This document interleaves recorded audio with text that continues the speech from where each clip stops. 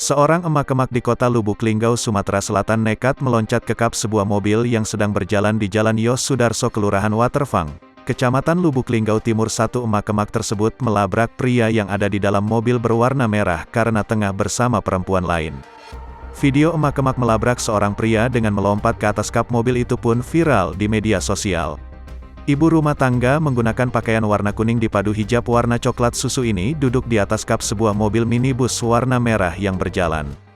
Ketika peristiwa itu terjadi sempat menjadi tontonan warga karena terjadi di waktu menjelang buka puasa dan di waktu saat jam sibuk kendaraan berlalu lalang. Berdasarkan informasi dihimpun, kejadian bermula saat seorang laki-laki pemilik mobil bersama dengan diduga teman wanitanya keluar dari sebuah toko pakaian. Seketika itu ibu-ibu berpakaian warna kuning dan beberapa temannya itu langsung memukul-mukul mobil, menyuruh sopir dan teman wanitanya keluar dari dalam mobil.